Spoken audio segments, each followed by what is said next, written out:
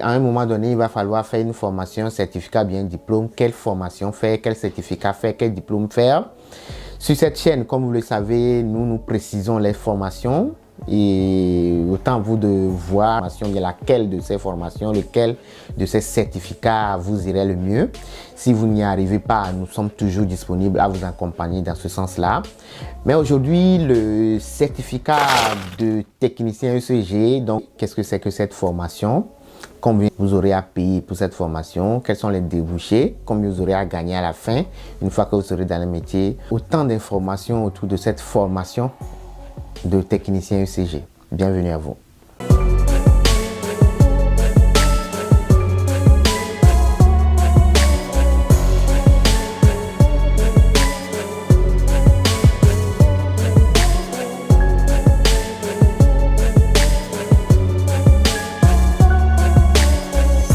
Si c'est votre première fois de nous suivre, nous parlons ici de métier, de profession, de formation. Merci donc de vous abonner et de cliquer sur la cloche de notification. Comme le comprenez, vous abonner ne vous coûte rien, mais cela nous fait extrêmement plaisir. La formation de technicien ECG est une formation assez demandée, assez technique, assez certifiante. Ce sont les techniciens qui se chargent de tester la santé ou bien le fonctionnement de votre cœur. Quel est le parcours pour être un technicien ECG? C'est de cela que nous allons parler donc. Il faut dire qu'un technicien ECG est un professionnel de la santé formé à l'utilisation d'équipements spécialisés utilisés pour mesurer les performances cardiaques. Les techniciens ECG travaillent directement avec les patients, administre des tests et fournit des données résultantes aux personnes médicales appropriées pour analyse. Le programme de formation de technicien ECG vous prépare à entrer dans la profession de la santé ou à améliorer votre niveau de formation actuel en tant que technicien ECG ou technicien en télémétrie. Cette formation est au même moment destinée à ceux qui sont déjà dans le domaine et veulent se recycler, et également à ceux qui souhaiteraient rentrer en tant que débutant dans le domaine et commencer par gagner de l'argent. Donc, si vous souhaiterez travailler dans ce domaine, c'est le moment d'aller vous inscrire. Et également, si vous y travaillez dans un domaine similaire, que vous souhaiterez vous spécialiser dans le domaine, c'est également le moment d'aller vous inscrire. Les étudiants apprennent des informations pratiques et des bases de l'anatomie, de la physiologie du cœur, les processus de la maladie médicale, la terminologie médicale, l'éthique médicale et les aspects juridiques du contrat avec les patients. Les étudiants exerceront avec des équipements ECG et effectueront des travaux pratiques, y compris une introduction au fonctionnement et à l'utilisation appropriée de l'appareil ECG et d'autres pratiques cliniques. Donc, c'est une formation assez pratique comme je viens de le préciser. Voyons maintenant la durée de la formation. Il faut dire que c'est une formation de 4 mois en moyenne. Cela dépend du nombre d'heures de cours par semaine que vous aurez à choisir. En totalité, vous aurez 52 heures de cours et un nombre de crédits de 6,2. Voilà les détails au niveau de la durée de la formation. Parlons maintenant de la bourse. Je sais que cette partie intéresse énormément de personnes. La formation pour obtenir le certificat de technicien ECG est à 100% financée par l'État. Cela dépend également des critères de sélection, si vous les avez ou non. C'est tout d'abord votre capacité à financer cette formation ou non, si vous avez les moyens ou non. Si vous n'avez pas les moyens, c'est en ce moment que l'État finance la totalité de cette formation. Comment savoir que vous avez les moyens ou non? C'est vrai que cette question est difficile à comprendre pour ceux qui sont à l'extérieur des États-Unis, mais ceux qui sont déjà aux États-Unis comprennent que chaque année, il y a des taxes que nous calculons. C'est à la base des documents de cette taxe-là que l'État détermine si vous avez les moyens ou non et qu'il doit financer la totalité ou bien en partie. Mais presque la totalité des étudiants qui souhaitent faire cette formation sont financés à 100% de la formation. Maintenant, si vous n'avez pas les moyens de rentrer dans les aides financières de l'État. Quel est le coût finalement de cette formation?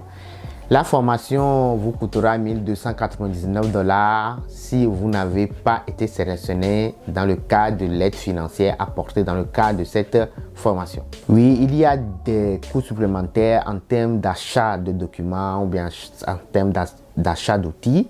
En moyenne entre 300 et 700 $ pour les livres et autres que vous aurez à acheter. Quels sont les critères d'admission à cette formation? Il faut avoir 18 ans au moins. Il y a des établissements qui acceptent le fait que vous aurez 18 ans au cours des 12 mois qui suivent, enfin ils précisent. Il faut également que vous ayez le baccalauréat, donc le High School Diploma pour ceux qui sont dans le système anglophone, pour les Anglais, les Américains et autres. Il faut avoir l'équivalent du bac, donc le DD ou bien autre, ou bien le High Set. Donc si vous n'avez même pas 18 ans et que vous aurez 18 ans dans les prochains mois, ou bien pour certains établissements, quand vous n'avez pas le bac et que vous aurez ce bac-là dans les mois à venir, oui, vous serez toujours admissible à faire cette formation. Maintenant, il faut préciser que si vous faites cette formation en étant mineur, c'est-à-dire moins de 18 ans, il faut comprendre qu'une fois que vous aurez le diplôme, la capacité ou bien le pourcentage pour trouver un travail est assez réduit. Donc, je préfère que vous ayez 18 ans et plus et que vous ayez le bac réellement avant de postuler pour cette formation-là. Quels sont les objectifs du cours?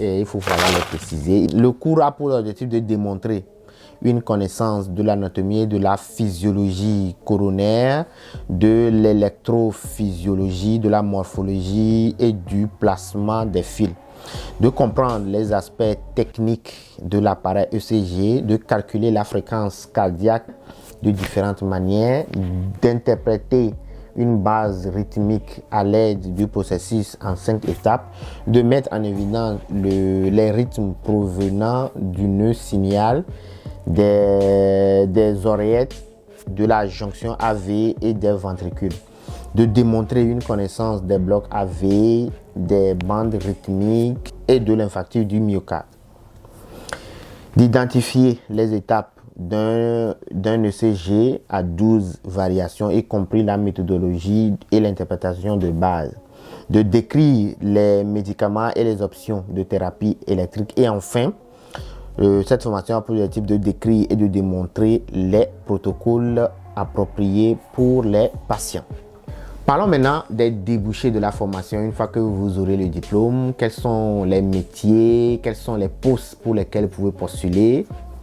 Une fois que vous aurez le diplôme de technicien ECG, vous pouvez postuler pour devenir technicien ECG ou bien pour devenir technicien en télémétrie au niveau débutant dans les hôpitaux, dans les cliniques ou bien dans les cabinets privés.